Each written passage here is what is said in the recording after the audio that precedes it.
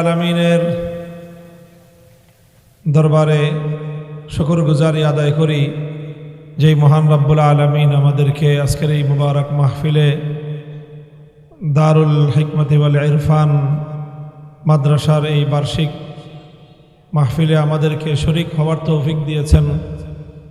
দেশের বরেণ্য ওলামায়ে কেরামের জুবান থেকে মূল্যবান দ্বীনি কথাবার্তা আলোচনা শুনবার সুযোগ করে দিয়েছেন রব্বে কারীমের বড়ই মেহেরবানি। এই জন্য আল্লাহর দরবারে কালেমাতুশ শুকরের হাদিয়া পেশ করি আলহামদুলিল্লাহ। বন্ধুগণ, দীর্ঘ সময় পর্যন্ত আপনারা অনেক মূল্যবান আলোচনা শুনেছেন। রাত গভীর, 12টার কাটায় ছুঁই ছুঁই একেবারে।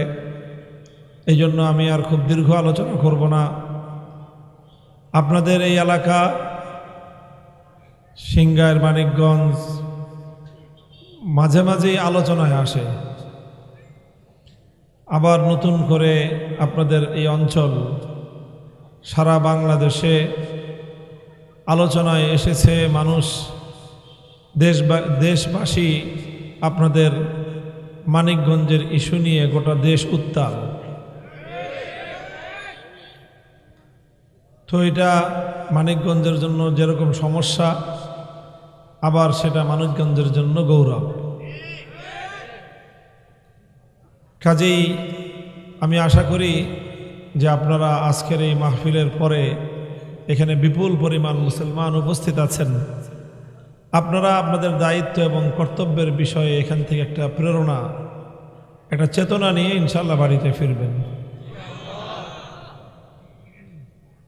আল্লাহ পাক রব্বুল আলামিন আমাদের সৃষ্টিকর্তা, তিনি আমাদের রক্ষাকর্তা, তিনি আমাদের পালনকর্তা, তিনি আমাদের হুকুমদাতা। আল্লাহকে আমরা রব বলে মেনে নিয়েছি। সেই রুহের জগতেই আল্লাহ আমাদেরকে রুহের জগতে সমগ্র আদম সন্তানকে একত্রিত করে আল্লাহ প্রশ্ন করেছিলেন, আলাস্তু বিরব্বিকুম, আমি কি তোমাদের রব না?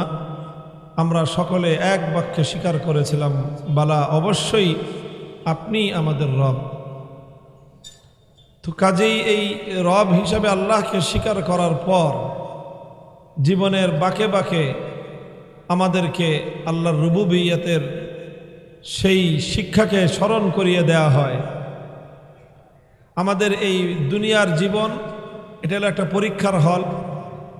এখানে পরীক্ষা দেওয়ার পর যখনই আমি কবরের ঘাটিতে অবতীর্ণ হব, আমার কাছে এই দুনিয়ার পরীক্ষার হলের প্রস্তুতির উপর নির্ভর করে সেখানে আমাকে প্রশ্নপত্র দেওয়া হবে। তার মধ্যে প্রথম প্রশ্নই হবে, মার রব্বুকা, বলো তোমার রবকে। সুতরাং আল্লাহর সাথে পরিচয়, আল্লাহকে জানা, আল্লাহকে চেনা এবং আল্লাহর সাথে সম্পর্ক গড়া, এটা একজন মুমিনের, একজন মানুষের সর্বপ্রধান দায়িত্ব। আল্লাহ পাক রব্বুল আলামিনের সম্মান ইজ্জত রক্ষা করা এটা আল্লাহর জন্য নয়, বরং বান্দার স্বার্থেই প্রয়োজন।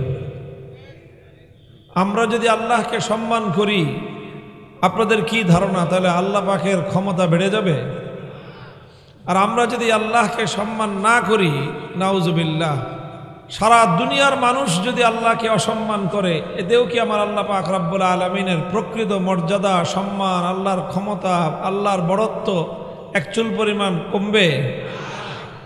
হাদিসের মধ্যে রাসূল আকরাম সাল্লাল্লাহু আলাইহি ওয়াসাল্লাম পরিষ্কার বলেছেন যে তামাম পৃথিবীর সমস্ত মানুষ এবং এই মানুষের সাথে সকল জিন একটা মাঠে যদি একত্রিত হয়, লাউ ইজতামাউ ফি সাঈদিন ওয়াহিদ, এরপরে তারা সকলে মিলে যদি কিয়ামত পর্যন্ত আল্লাহ পাক রব্বুল আলামিনের গুণকীর্তন করতে থাকে, তাহলে আল্লাহ পাক রব্বুল আলামিনের বড়ত্ব এক চুল পরিমাণ বাড়বে না।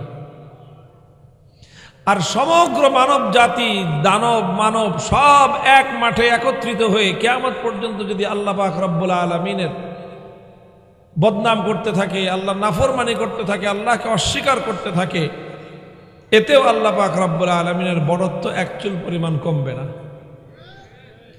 আমরা সকলেই আল্লাহর মুখাপেক্ষী, কিন্তু আল্লাহ আমাদের কারো মুখাপেক্ষী না।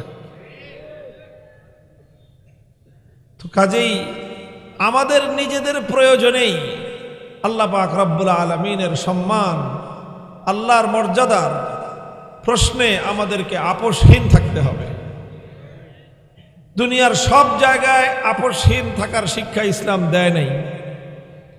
অধিকাংশ জায়গায় ইসলাম শিক্ষা দিয়েছে কম্প্রোমাইজ করো, ছাড় দাও, সর্বোচ্চ ছাড় দাও।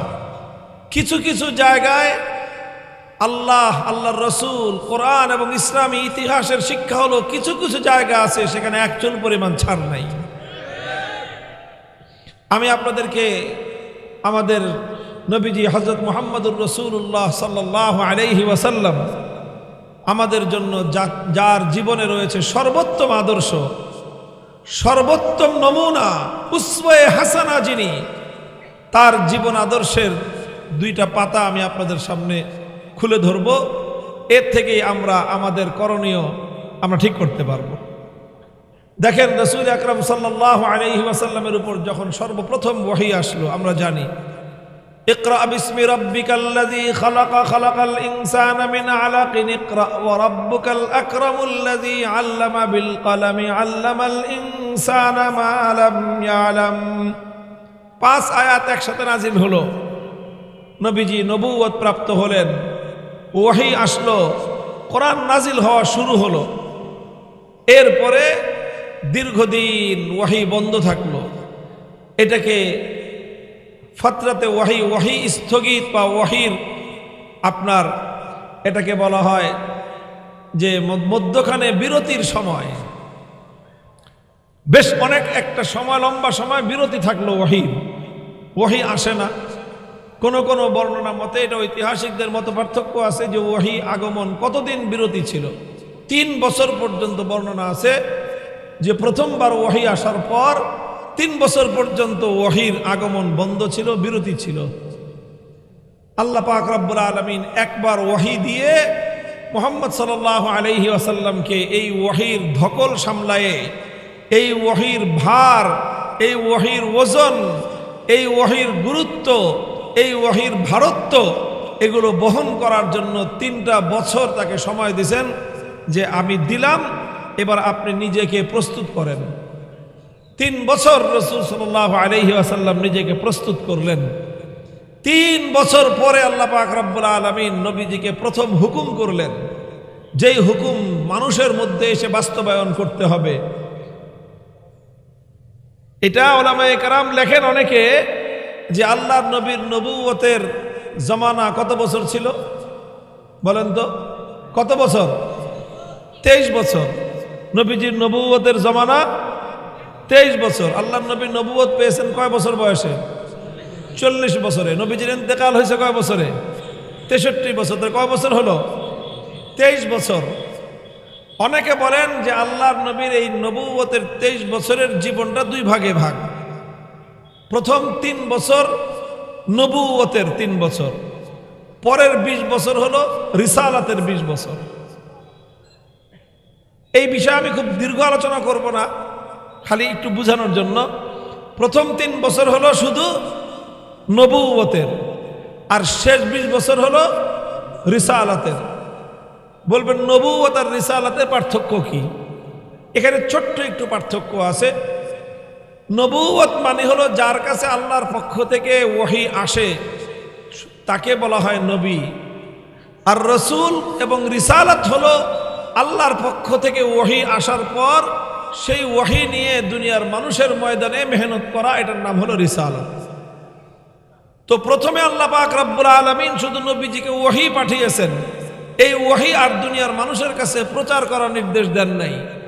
আল্লাহ পাক বলছেন যে নবীজি, আমি আপনাকে ওহী দিলাম, আপনি প্রথম ওহীটা নিজের মধ্যে ধারণ করেন, নিজের মধ্যে আগে ধারণ করেন, নিজেকে আপনি এই ওহী ধারণ করার জন্য প্রস্তুত করেন। 3 বছর গেল আল্লাহর পক্ষ থেকে প্রাপ্ত ওহীকে ধারণ করার জন্য। এই জন্য এই 3টা বছর হল নবুয়তের।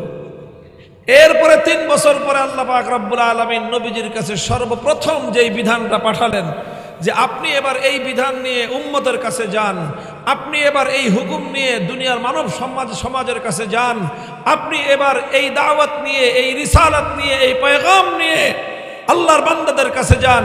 ইয়া আইয়ুহাল মুদ্দাসসির কুম ফাআনজির ওয়া রাব্বাকা ফাকাব্বির ওয়া সিয়াবাকা ফাতাহির। আল্লাহ পাক ডাক দিয়ে বললেন, হে কামলিওয়ালা, উঠেন, আপনি দাঁড়ান, মানুষকে ভয় দেখান। কি বলে ভয় দেখাবেন? ওয়া রাব্বাকা ফাকাব্বির, আপনি আপনার রবের বড়ত্বের ঘোষণা দেন। এই জন্য বলা যায় প্রথমবার ওহী আসার পর আল্লাহ পাক রব্বুল আলামিন প্রথমবার যেই নির্দেশ দিলেন সেটা নবীজিকে দিয়েছিলেন, ইকরা, আপনি পড়েন। কিন্তু এর পরের বারের যে ওহী, এর পরের বারের যে নির্দেশ, সেটা শুধু নবীর একার জন্য নয়। ওয়া রাব্বাকা ফাকাব্বির, আল্লাহর বড়ত্ব ঘোষণা করেন গোটা দুনিয়াবাসীর সামনে, বিশ্ববাসীর সামনে, গোটা মানব জাতির সামনে আপনি আল্লাহকে বড় হিসেবে বর্ণনা করেন। আসমান এবং জমিনের মধ্যে একমাত্র বড় কে? তাফসীরের সমস্ত মুফাসসিরিনগণ রাব্বাকা ফাকাব্বির এর অর্থই বলছেন ফাআজ্জিম, অর্থাৎ আল্লাহ পাকের মহত্বের ঘোষণা আপনি দেন। এই জন্য আল্লাহর বড়ত্বের ঘোষণা, আল্লাহর সম্মানের ঘোষণা, আল্লাহর মর্যাদার ঘোষণা, এটা সাধারণ কোনো বিধান নয়।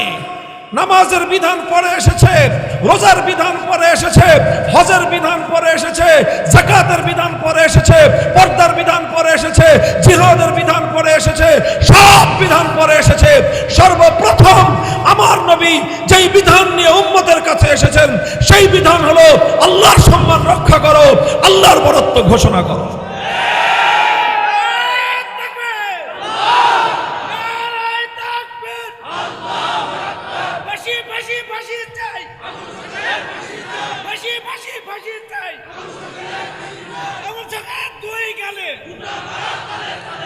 মুহতারাম হাজিরিন, এই জন্য রাসূল সাল্লাল্লাহু আলাইহি ওয়াসাল্লামের জীবনে দেখা যায় এই একটা জায়গায় যেখানে আল্লাহর বড়ত্বের প্রশ্ন, সেখানে রাসূল আকরাম সাল্লাল্লাহু আলাইহি ওয়াসাল্লাম এক চুল পরিমাণ ছাড় দেন নাই, এক চুল পরিমাণ ছাড় দেন নাই।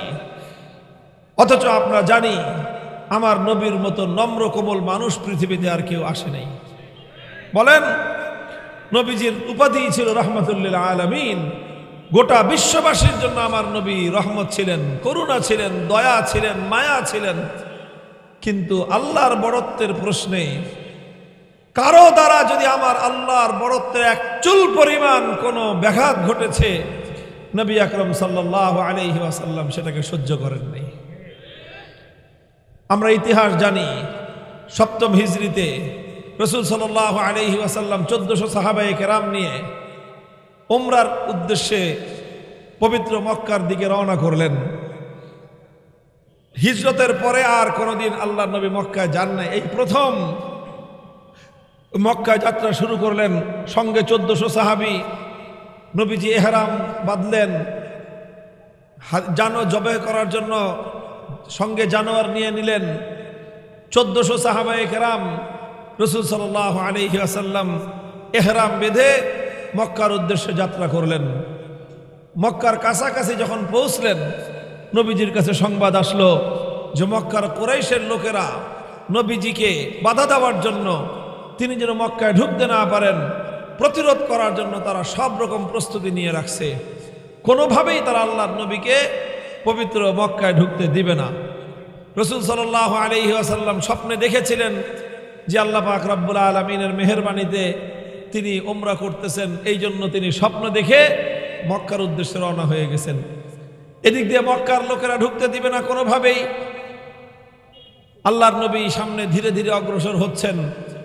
একটা জায়গায় গিয়ে রাসূল সাল্লাল্লাহু আলাইহি ওয়াসাল্লামের যে উটনি ছিল সেই উটনি বসে পড়ল। সাহাবায়ে কেরাম চেষ্টা করলেন উটনিকে উঠানোর জন্য, অনেক ধাক্কাইলেন, ই করলেন, কোনোভাবেই সে উঠে না। অনেকে মন্তব্য করলো খালাআতিল কাসওয়া, যে উটনি ক্লান্ত হয়ে গেছে। নবীজি বললেন, মা খালাআতিল কাসওয়া ওয়া মা যাকা লাহা বিখুলুকিন ওয়ালাকিন হাবাসাহা হাবিসুল ফিল, যে আমার উটনি এটা আমাকে বহন করে, এর অভিধানে ক্লান্তি বলতে কোনো শব্দ নাই। সে ক্লান্ত হয় নাই, আমার উটনি ক্লান্ত হয় না, ক্লান্তি কি জিনিস সে জানে না। তবে আল্লাহর পক্ষ থেকে তার প্রতি নির্দেশ আসছে বসে পড়ার, এই জন্য আমরা যত যাই বলি খোদার হুকুম ছাড়াই উটনি উঠবে না। তখন আল্লাহর নবীজি বুঝলেন যে আল্লাহর পক্ষ থেকে ইশারা আছে যে মক্কায় ঢোকা যাবে না, এখনো আরো সময় লাগবে। তখন রাসূল সাল্লাল্লাহু আলাইহি ওয়াসাল্লাম একটা কথা বলেছিলেন, সেই কথাটা আপনাদেরকে শোনানোর জন্য এই লম্বা কাহিনী বললাম। রাসূল সাল্লাল্লাহু আলাইহি ওয়াসাল্লাম তখন একটা কথা বলেছিলেন যে আজকে মক্কার কুরাইশরা যা বলবে সব মেনে নিব আমি, তারা যত শর্ত দেয় সব শর্ত আমি মেনে নিব, কিন্তু একটা শর্ত, যদি তারা আল্লাহর ঘর বাইতুল্লাহ এবং আল্লাহর সম্মান রক্ষা করে, আর বাকি যত শর্ত দিবে সব শর্ত আমি মেনে নেব। কিন্তু আল্লাহর সম্মান, বাইতুল্লাহর সম্মানে যদি এক চুল পরিমাণ তারা কোনো ঘাটতি করে, সেই ব্যাপারে তাদের সাথে আমি আপোষ করব না। শেষ পর্যন্ত অনেক লম্বা ইতিহাস, তারা অনেক রকম শর্ত দিল। সেই শর্তে আল্লাহর নবী নিজের সম্মান ছাড় দিলেন। তাদের সাথে একটা সন্ধি হলো, তাদের সাথে একটা চুক্তি হলো। সেই চুক্তির মধ্যে লেখা হইতেছিল যে এই চুক্তিটা একদিকে মুহাম্মদুর রাসূলুল্লাহ সাল্লাল্লাহু আলাইহি ওয়াসাল্লাম থাকবেন, আর অপর দিকে কুরাইশের পক্ষ থেকে সুহাইল ইবনে আমর নামে একজন ব্যক্তি, তাই সে কুরাইশের পক্ষ থেকে, আর মুহাম্মদুর রাসূলুল্লাহ সাল্লাল্লাহু আলাইহি ওয়াসাল্লাম থাকবেন ইসলামের পক্ষ থেকে। এই দুই পক্ষ চুক্তি হবে। তখন তারা আপত্তি করলো যে না, আপনার নাম মুহাম্মদুর রাসূলুল্লাহ লেখা যাবে না। কেন? কারণ আমরা তো আপনাকে রসুল মানি না। যদি আপনাকে রসুলই মানতাম তো আপনার সাথে আমাদের কোনো বিতর্কই থাকতো না। রাসূল সাল্লাল্লাহু আলাইহি ওয়াসাল্লাম দেখলেন যে ব্যস্ত লেগে গেছে শুরুতেই, চুক্তিতে লেখা হবে পরে, নামের মধ্যেই প্যাস। আল্লাহর নবীজি মেনে নিলেন, ঠিক আছে যাও। তারা বলল যে তাহলে কি লিখবো? তারা বলল যে আপনি মুহাম্মদ ইবনে আব্দুল্লাহ, আপনি মক্কায় থাকতে আমরা যেই চিনতাম আপনাকে ওটাই লেখেন। আপনি রসুলুল্লাহ কি রসুলুল্লাহ না, এটা তো মক্কার কুরাইশরা মানে না, সুতরাং যেটা মানে ওটা লেখেন। নবীজি বলেন ঠিক আছে, যা মেনে নিলাম তোদের কথা, তোমাদের কথা মেনে নিলাম। আল্লাহর নবীজি হযরত আলীকে বললেন, আলী ঠিক আছে রসুলুল্লাহ বাদ দিয়ে মুহাম্মদ ইবনে আব্দুল্লাহ লেখো। আলী বললেন যে জীবন যেতে পারে, আপনার নামের অংশ থেকে আমি রসুলুল্লাহ কাটবো, আলীর পক্ষে সেটা সম্ভব না। নবীজি তো নিজেরটা মানছেন। দেখেন এখানে কথা বুঝতে হবে, নবীজি তো মাইনে নিচ্ছেন কিন্তু উম্মত মানবে না। কথা বলেন ঠিক কিনা? নবীজি নিজের নামের সম্মানের জায়গায় ছাড় দিয়েছেন, কিন্তু কোন উম্মতের জন্য আল্লাহর পয়গম্বরের ইজ্জতের প্রশ্নে একচুল পরিমাণ ছাড় দেওয়ার সুযোগ নাই। হযরত আলী বললেন যে হুজুর আপনার সব কথা মানি, আপনার জন্য জীবন দিয়ে দিব, কিন্তু মাগার আপনার নামের এখান থেকে মুহাম্মদুর রাসূলুল্লাহ আমার জীবন থাকতে আমার পক্ষে কাটা সম্ভব না। হুজুর দেখলেন যে আলীরে দিয়া হইব না, এই কাজ ও পারবে না, আমার নামের এক চুল পরিমাণ সম্মান নষ্ট হবে, এটা আমার কোনো সাহাবীর দ্বারা সম্ভব না। এই জন্য হুজুর আর কাউরে কিছু বললেন না, নিজের হাতে কলম নিয়ে নিজেই এটা কেটে নিজেই মুহাম্মদ ইবনে আব্দুল্লাহ লিখে দিলেন। এরপরে আলীরে বলেন বাকিটুক তুমি লেখো। যাই হোক, আল্লাহর নবী এখানে ছাড় দিলেন, এখানে ছাড় দিলেন নবীজি। এরপরে গিয়ে তারা শর্ত করলো, কি শর্ত? যে আমাদের মধ্য থেকে মক্কাবাসী কেউ যদি কালেমা পড়ে আপনার মদিনায় চলে যায়, তাহলে তাকে আপনি ফেরত দিতে বাধ্য থাকবেন। কিন্তু আপনাদের ওখান থেকে কেউ যদি বেঈমান হয়ে আমাদের কাছে ফিরে আসে, তারে আপনি আর ফেরত নিতে পারবেন না। দেখেন কথাটা কিরকম, তোমার দলের লোক আমার দলে যোগ দিলে তুমি নিয়ে যেতে পারবা, কিন্তু আমার দলের লোক তোমার দলে যোগ দিলে আমি আর আনতে পারব না। এটার কথা এখন এটা যুক্তিতে ধরে? কয় হুজুর এটা না মানলে চুক্তি নাই। নবীজি বলেন ঠিক আছে যা, এটা মানলাম, এটাও মানলাম। কেউ কালেমা পড়ে চলে আসবে, তোমরা আসতে দিবা না, জুলুম করবা, অত্যাচার করবা, মারবা, পিটাইবা, রক্ত ঝরাইবা, মুসলমানের রক্ত ঝরবে, সেটাও মেনে নিলাম, যায়ের পরে আগা। এর মধ্যেই একজন সাহাবী হযরত আবু জান্দাল রাদিয়াল্লাহু তাআলা আনহু, যিনি কালেমা পড়েছিলেন, মক্কাওয়ালারা কালেমা পড়ার অপরাধে শেকল দিয়ে তাকে বেঁধে রাখছে। প্রতিদিন তাকে জুলুম করা হয়, অত্যাচার করা হয়, অবিচার করা হয়। সে সুযোগ পেয়ে শেকল নিয়ে লাফাইতে লাফাইতে মুসলমানদের মধ্যে এসে পড়ছে, চিৎকার করতেছে, হে মুসলমান ভাইয়েরা আমার, আমি কালেমা পড়ার অপরাধে মক্কার কাফের বেঈমানরা আমার উপরে এই জুলুম করতেছে। এখন যদি তোমরা আবার আমাকে ফেরত দিয়ে দাও, আমাকে বাড়িতে নিয়ে পিটায় চামড়া তুলে ফেলবে, তোমরা আমাকে ফেরত দিয়ে যাও না। মুহাম্মদুর রাসূলুল্লাহ সাল্লাল্লাহু আলাইহি ওয়াসাল্লাম চোখের পানি ঝরতেছে, হৃদয় ফেটে যাচ্ছে। আল্লাহর নবী আবু জান্দালকে বলেন, আবু জান্দাল সবর কর, যাও ফেরত যাও, ইনশাআল্লাহ আমি বলে যাচ্ছি, ইনশাআল্লাহ আল্লাহ পাক তোমার মতো আরো যারা মাজলুম আছে তাদের সকলের জন্য অতি দ্রুতই আল্লাহ এমন একটা ব্যবস্থা করবেন, তখন এই মক্কার কুরাইশরাই বলবে ভিক্ষা চাই না, কুত্তা সামলা। এবং আলহামদুলিল্লাহ সেটা হয়েছে। যাই হোক, তো আল্লাহর নবী এটাও মানলেন, আবু জান্দালকে ফেরত দিয়ে দিলেন। চিন্তা করতে পারেন যে একটা লোক কালেমা পড়ে আসছে, এইভাবে শেকল বাঁধা অবস্থায়, সে রক্তাক্ত অবস্থায় মুসলমানদের মধ্যে এসে নিজেকে পেশ করছে, সেই লোকটাকে পর্যন্ত কাফেররা বলল যে ওকে যদি ফেরত না দেন চুক্তি হবে না আপনাদের সাথে। নবীজি বললেন, আমি তো আগেই বলছি আজকে শুধু একটা জিনিস নিয়ে ফিরবো, সেটা হলো আল্লাহর নামের সম্মান। আল্লাহর নামের সম্মান ছাড়া বাকি যা বলবি তারা সব মানবো, ঠিক আছে যা, ওরে নিয়ে যা।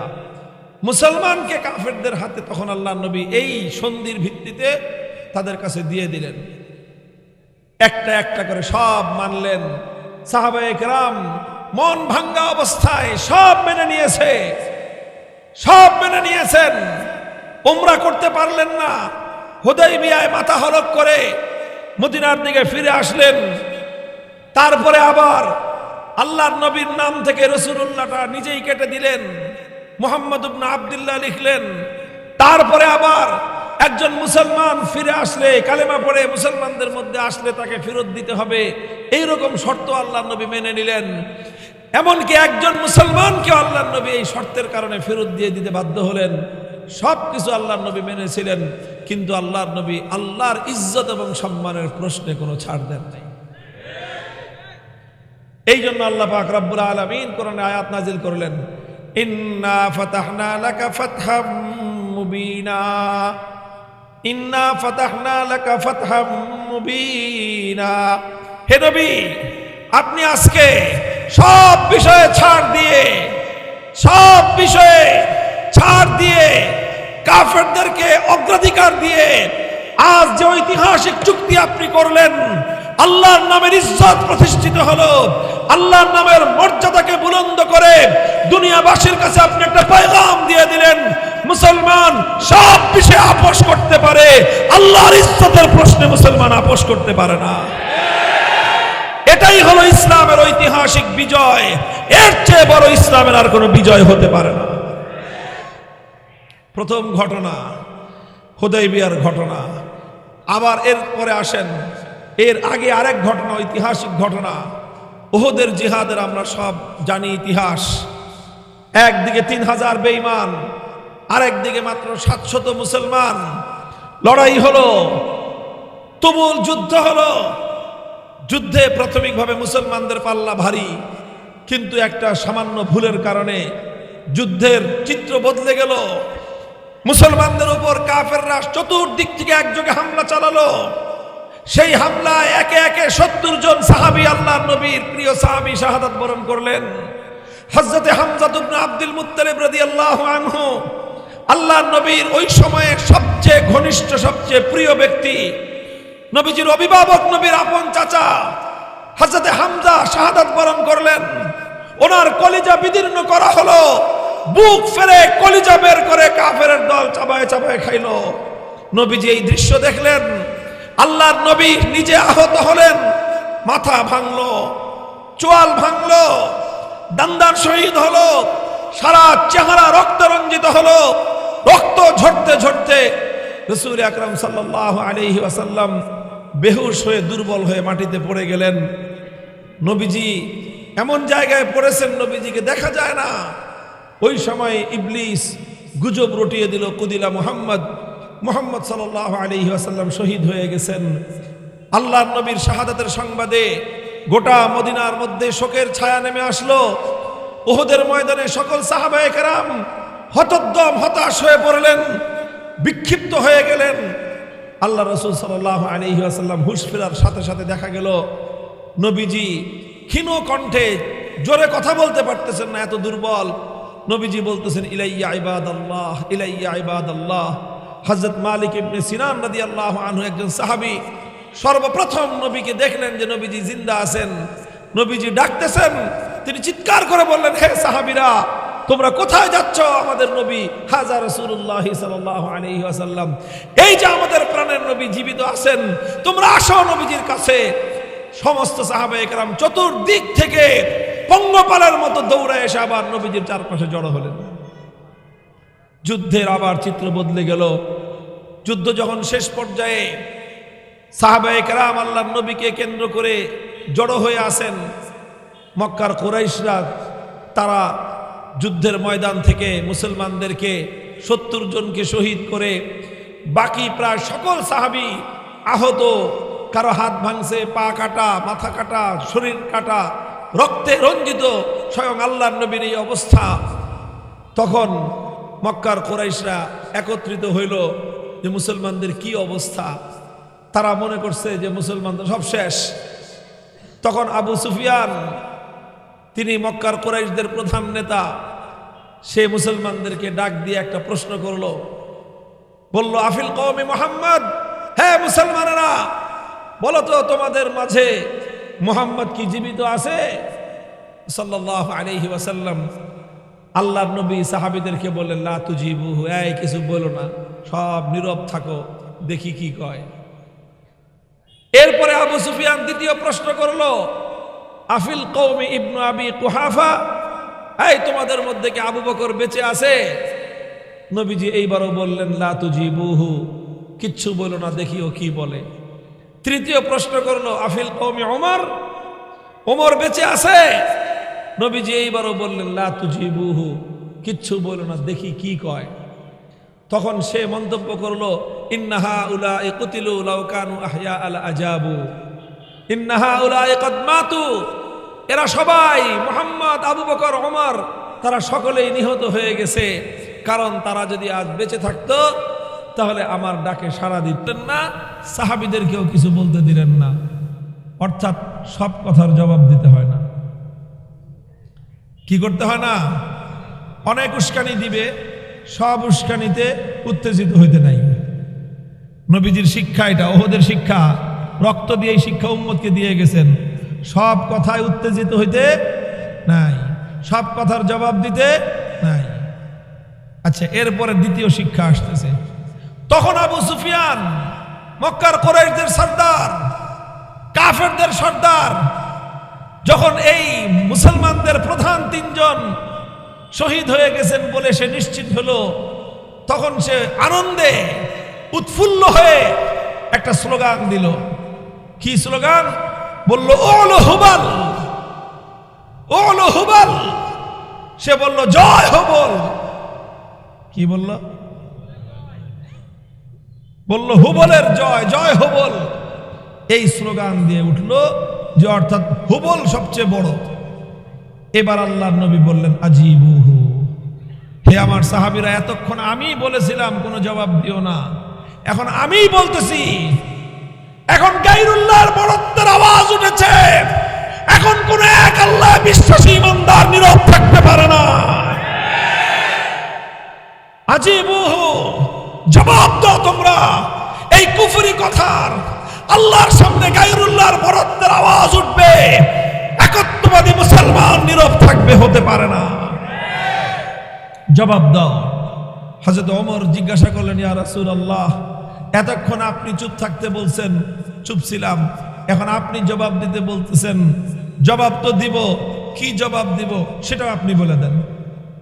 মা নাকুলু ইয়া রাসূলুল্লাহ, মা নাকুলু ইয়া রাসূলুল্লাহ, আমরা কি জবাব দিব? নবীজি নিজে শিখিয়ে দিলেন স্লোগান কিভাবে দিতে হয়।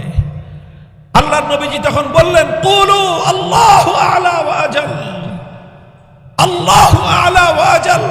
হে আমার সাহাবীরা, তোমরা আহত হতে পারো, তোমরা দুর্বল হতে পারো, তোমরা রক্ত রঞ্জিত হতে পারো, তোমাদের মাথা ভাঙা থাকতে পারে, তোমাদের হাত ভাঙা থাকতে পারে, তোমাদের পা ভাঙা থাকতে পারে, তোমাদের সারা শরীর ক্ষত বিক্ষত থাকতে পারে, কিন্তু এখন তোমার সামনে গায়রুল্লাহর বরত্ব চলছে, এখন তোমার সামনে তোমার আল্লাহর ইজ্জত নিয়ে ছিনিমিনি খেলা হচ্ছে। এখন আর তুমি নীরব থাকতে পারো না, তোমার সকল শক্তিগুলো কণ্ঠে একত্রিত করে আকাশ বাতাস মুখরিত করে চিৎকার দিয়ে ওঠো, এই আসমান জমিনের মধ্যখানে সবচেয়ে বড় একমাত্র কে?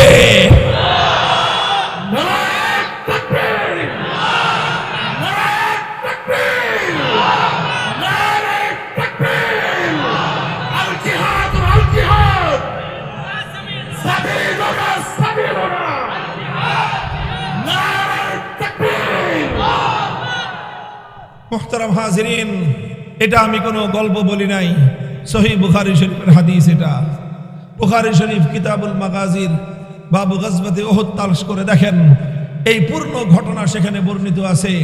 এই ঘটনার শিক্ষা হলো, মুসলমান সব কথায় উত্তেজিত হয় না, কিন্তু আল্লাহর সম্মান নিয়ে কেউ টানা হেচড়া করলে এক মুহূর্তের জন্য মুসলমান নীরব থাকে না। আল্লাহ এবং তার রাসূলের ইজ্জতের উপর যখন আঘাত আসবে, কোন ঈমানদার যার অন্তরের মধ্যে যাররা পরিমাণ ঈমানী আত্মমর্যাদা আছে, সেই ঈমানদার নীরব থাকতে পারে না। যতই কৌশলের দোহাই দেন, যতই কৌশলের দোহাই দেন, যতই পরিস্থিতি খারাপ হোক, উহুদের চেয়ে পরিস্থিতি খারাপ হয় নাই। কি হয়েছে? উহুদে আমার নবী দান্দান শহীদ হয়েছে, আমার নবীর মাথা ভেঙেছে, আমার নবী রক্তে রক্তে ঝরতে ঝরতে বেহুশ হয়ে পড়ে গেছেন। এখন তেমন কিছুই হয় নাই। কাদেরকে নসিহত করেন? কাদেরকে নসিহত করেন শান্ত থাকার জন্য? আমরা সেই দিনই শান্ত হব যেই দিন আমার আল্লাহর ইজ্জতের নিরাপত্তা এবং গ্যারান্টি পাব। পরিষ্কার কথা, আমি আবার বলছি, মুসলমান সব কথায় উত্তেজিত হবে না, কিন্তু আল্লাহ এবং তার রাসূলের ইজ্জতের উপর আঘাত আসলে এক মুহূর্তের জন্য পরিস্থিতি যাই হোক মুসলমান নীরব থাকবে না। এটাই হলো আল্লাহর শিক্ষা, এটাই হলো আল্লাহর রাসূলের শিক্ষা। মুহতারাম হাজিরিন, কথা লম্বা নয়, কথা লম্বা নয়। আমার আর তোমার জিন্দগির সার্থকতা এখানেই। যদি আমাদের জীবন আল্লাহর বড়ত্বের জয়গান গাইতে গিয়ে আমার জীবনের যেটুকু ব্যয় হবে সেটাই হলো আয়, যেটুকু থেকে গেল সেটাই হলো ক্ষয়। আবার লক্ষ্য করে শুনেন, আমার জীবন, আপনার জীবন, আমাদের প্রত্যেকটা মুমিনের জীবনের যতটুকু অর্থ, যতটুকু সম্পদ, যতটুকু এনার্জি, যতটুকু শক্তি, যতটুকু রক্ত, যতটুকু জীবন আল্লাহর বরত্বের জন্য ব্যয় হলো, ওটাই আয়, যেটা থেকে গেল সেটাই ক্ষয়। জীবনের আয় চাও না ক্ষয় চাও? বলো, জীবনের আয় চাও না ক্ষয় চাও? জীবনের যদি আয় চাও, আল্লাহর ইজ্জতের প্রশ্নে ছাড় দেওয়ার কোনো সুযোগ নাই। পরিষ্কার কথা। আউল বলো, ফাউল বলো, বাউল বলো, আবুল বলো আর বাউল বলো, যাই বলো, বাউল অর্থই তো বাংলায়, আরবিতে হলো পেশাব রে বাউল। আল বাউল বামানা পেশাব করা, তো নামটাই রাখছে এই ফালতু মার্কা নাম, এটার বলে। যাই হোক, অন্যান্য বিষয় নিয়ে এত লম্বা কথা বলতে চাই না, অন্য কোনো কথা নিয়ে এত লম্বা কথা বলতে চাই না। কোন রাজনীতিবিদ রাজনীতির স্বার্থে যদি আমার আল্লাহর ইজ্জতের উপর আঘাত করতে চায়, সেই রাজনীতির দলবল সহ আমরা কাউকে ছাড় দিয়ে কথা বলি না। কোন প্রধানমন্ত্রী যদি, কোন রাষ্ট্রপতি, প্রধানমন্ত্রী যাই হোক, আমার আল্লাহর ইজ্জত নিয়ে যদি ছিনিমিনি খেলতে চায়, প্রধানমন্ত্রী রাষ্ট্রপতিকেও আমরা জিভ ফেলে ছিঁড়ে ফেলবার হুমকি দিতে একচুল পরিমাণ আমরা পরোয়া করি না।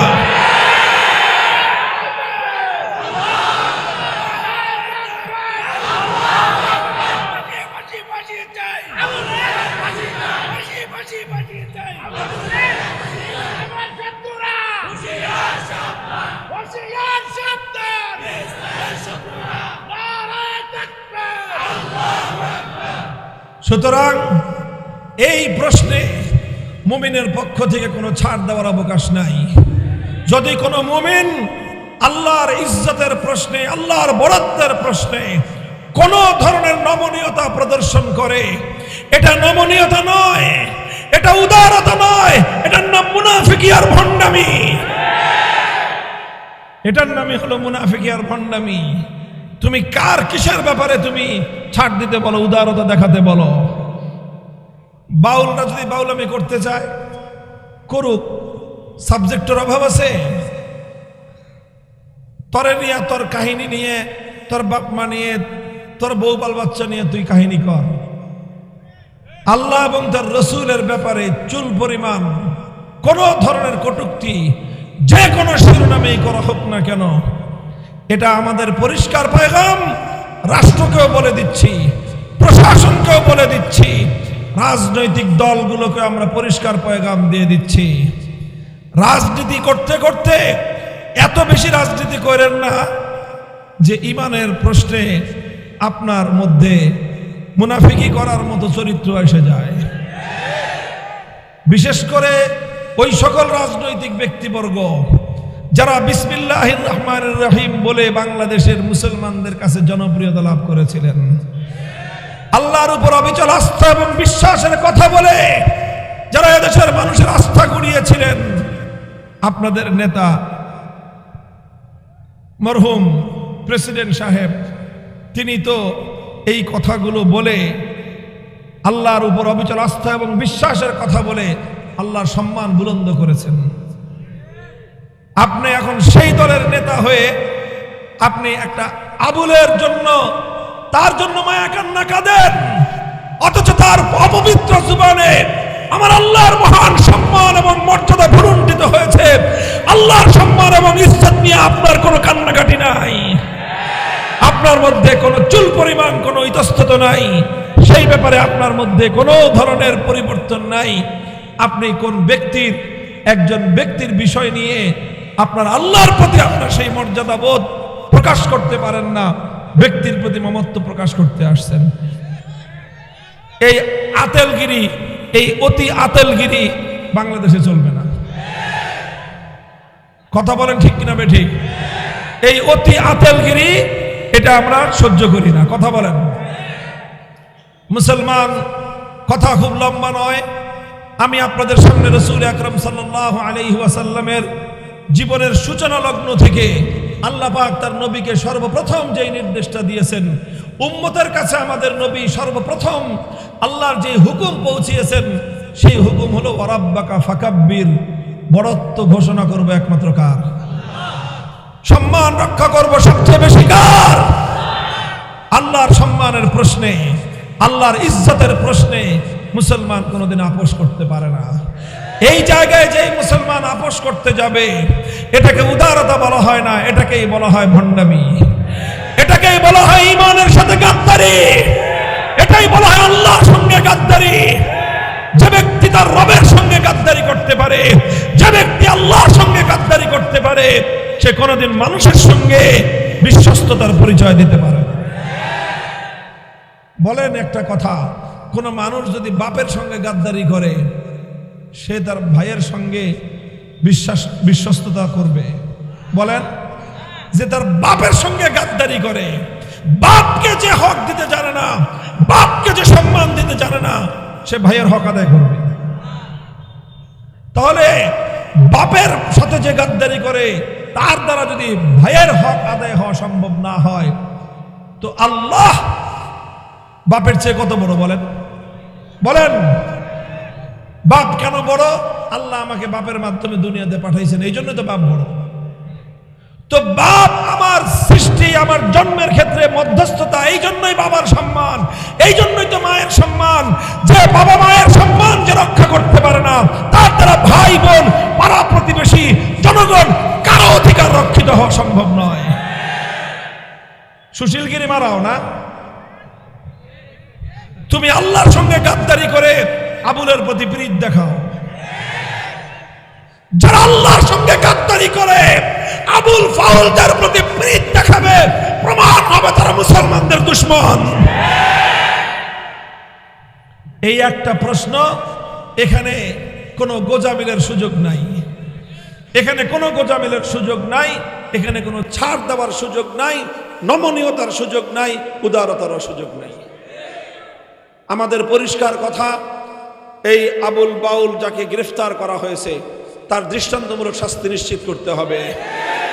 তার পক্ষে যারা নেমে, তার পক্ষ নিয়ে যারা আলেম ওলামাদের বিশুদ্ধার করেছে, প্রকারান্তরে তারাও আল্লাহর সঙ্গে কটূক্তি করেছে। তাদেরকেও তৌহিদি জনতা মুসলমান পরিষ্কার পয়গাম দিয়ে দিবেন, রাজনীতি করতে আসলে রাজনীতি করবেন, ইসলামের বিপক্ষে অবস্থান নিয়ে বাংলাদেশে রাজনীতি করার দিন শেষ। যদি ইসলামের বিপক্ষে অবস্থান নিতে হয় অন্যদিকে চলে যান।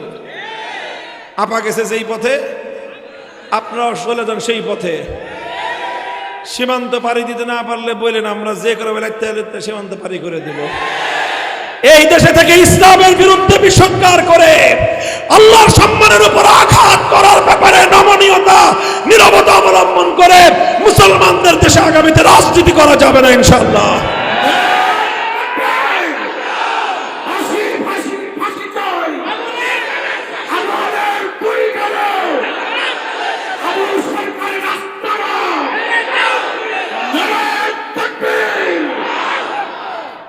মোহতারাম হাজিরিন, এটা মানুষের, কোটি কোটি মুসলমানের তাদের ধর্মীয় অনুভূতির বিষয়, তাদের ইমানের প্রশ্ন, তাদের ভালোবাসার প্রশ্ন, তাদের আবেগের প্রশ্ন।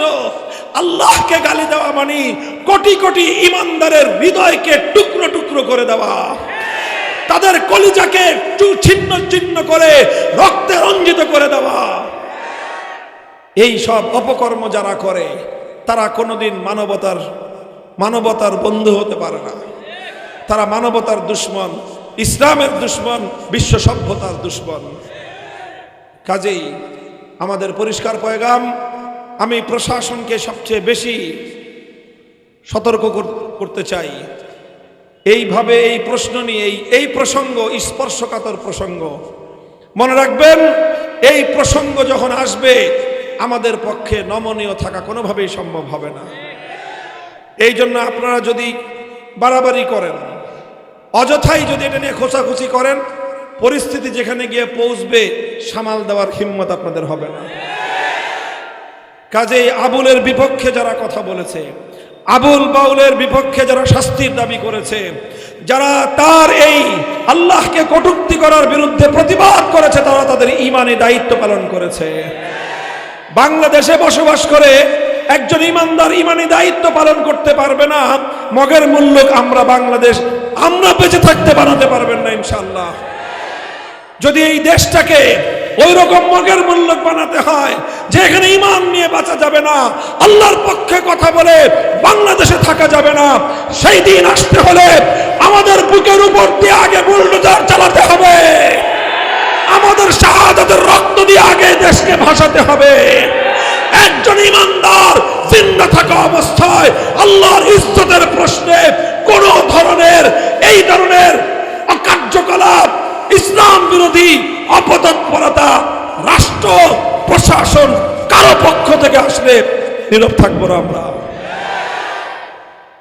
আমি আপনাদের কাছে বলে যাচ্ছি ইনশাআল্লাহ, আমরা বাংলাদেশের আলেম সমাজ যে যেই মাসলাকের হই, যার রাজনীতি যেটাই হোক না কেন, এমনকি যার ফেকা যেটাই হোক না কেন, সে সুন্নি হোক, সে দেওবন্দি হোক, সে বেরেলভি হোক, সে আপনার আহলে হাদিস হোক, সে জামাতি ইসলামী হোক, সে হেফাজতে ইসলাম হোক, সে জমিয়ত উলামা ইসলাম হোক, সে খেলাফত মজলিস হোক, সে ইসলামী আন্দোলন হোক, বাংলাদেশ খেলাফত মজলিস হোক, নিজামে ইসলাম হোক, আমরা অন্যান্য বিষয়ে আমাদের ছোটখাটো বিভিন্ন ধরনের মতপার্থক্য থাকতে পারে, কিন্তু আবুল বাউল যেই ঘৃণ্য ধৃষ্টতাপূর্ণ আচরণ আল্লাহর ইজ্জতের সাথে করেছে, এই প্রশ্নে বাংলাদেশের কোনো ইমানদারের দ্বিমত নাই।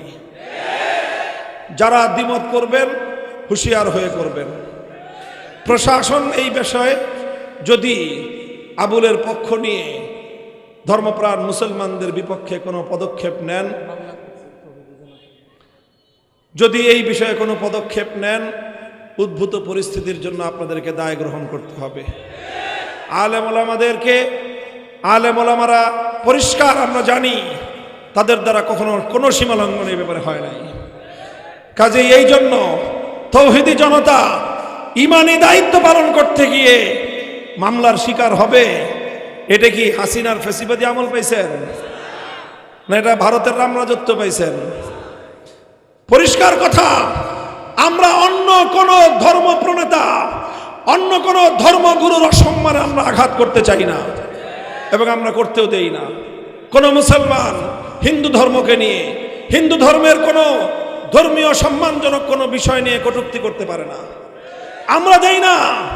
আলেম ওলামা এটাকে সমর্থন করেন না। বৌদ্ধ ধর্মের সম্মানজনক কোনো প্রতীক নিয়ে কোনো মুসলমানকে আমরা কটূক্তি করতে দেই না। খ্রিস্টানদের কোনো ধর্মীয় কোনো সম্মানজনক কোনো বিষয় নিয়ে উপহাস করার, বিষোদ্গার করার কোনো সুযোগ আলেম ওলামারা মুসলমানদেরকে দেয় না। তাহলে কি মুসলমান এবং ইসলাম লাওয়ারিশ হয়ে গেল বাংলাদেশে? কাজেই যেই মামলা দায়ের করা হয়েছে, আমরা প্রশাসনকে বলবো যে আপনারা এই মামলা দ্রুত প্রত্যাহার করার ব্যবস্থা করেন। আল্লাহর ইজ্জত এবং সম্মান রক্ষা করতে গিয়ে যদি কেউ আক্রান্ত হয়, তখন তার পক্ষে ময়দানে অবতীর্ণ হওয়া আমাদের ইমানি দায়িত্ব হয়ে দাঁড়াবে। আমরা তখন নামবই। কোনো বাধা, পৃথিবীর কোনো শক্তি, রাজনৈতিক কোনো পরিস্থিতি আমাদেরকে আমাদের আল্লাহর ইজ্জতের হেফাজতের আন্দোলনে মাঠে নামা থেকে বিরত রাখতে পারবে না ইনশাআল্লাহ। আল্লাহ পাক রব্বুল ইজ্জত আমাদের সকলকে মহান আল্লাহ পাক রব্বুল আলামিনের সম্মান এবং মর্যাদা বুলন্দ করার সর্বপ্রথম কোরআনী নির্দেশ অক্ষরে অক্ষরে বাস্তবায়ন করার তৌফিক দান করুন। ওয়া আখিরু দাওয়ানা আলহামদুলিল্লাহি রাব্বিল আলামিন।